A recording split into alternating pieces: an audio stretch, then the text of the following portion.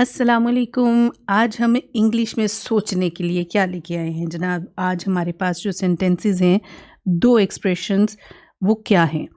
इसमें आप what next एक क्वेश्चन है कि कोई भी काम करते हुए सारा दिन में बार-बार आपके ज़हन में आता है अब क्या करना है? तो अब क्या? और क्या? What next? तो अपने आप से बार-बार ये क्वेश्चन दोहराएँ सारा दिन के कामों में और उसके जवाब में क्या हो सकता है? मोस्टली हम क्या कहते हैं, अब मुझे ये करना पड़ेगा, मुझे ये करना है, करना ही है, फलाँ चीज़ करनी है, फलाँ जगह जाना है। जहाँ पे आपको लगे कि थोड़ा-सा फ़ोर्सफुली चीज़ें आपको करनी है या आप बाउंड हैं करने के लिए, किसी ने कहा है कि आपको करना है। So what? I have to, मुझे क्या करना है? तो क्वेश्चन ज़हन में लाएँगे तो व्हाट नेक्स्ट? अब क्या करना है? I have to do that, मुझे वो करना है, फलाँ काम करना है। What next? I have to wake up. What next? I have to go there. What next? I have to meet him. What next? I have to work hard. ये अपने आप से भी कहते हैं आप कि अब करना क्या है? अब मुझे ज़्यादा मेहनत करने की ज़रूरत है, अब मेहनत करनी पड़ेगी। ठीक है जी?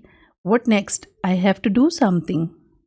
जब आप फारिग बैठे हुए होते हैं और फिर कोई काम आपके ज़हन में आ जाता है या आप कहते हैं कि अब तो कुछ करना ही पड़ेगा। What next? I have to go now. जाना पड़ेगा। What next? I have to buy the things mother told me. मुझे वो चीज़ें खरीदनी हैं जो अम्मी ने मुझे कही हैं।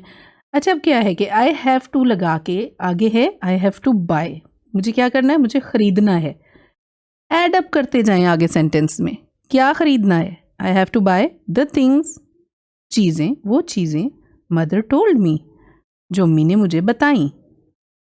इसका क्या हुआ? एक आपका लंबा सेंटेंस बन गया और बड़ा अच्छा सेंटेंस बन गया। बस आपको एडअप करते जाना है।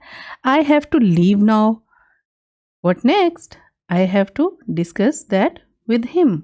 आई हैव टू डिस्कस पे भी बात हो सकती है, सिर्फ मुझे ये बात डिस्कस करना है और उसके आगे आप एडअप कर देंगे किसके साथ डिस्कस करना है। किसी का नाम भी हो सकता है। I have to discuss it with Ali.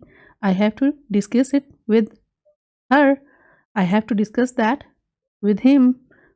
ये सारे आपके अपने सेंटेंसेस हैं। आप इनको बड़ा आसानी से बोल सकते हैं और सोच सकते हैं।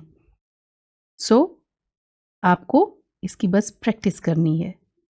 Think in English and speak in English. Thank you.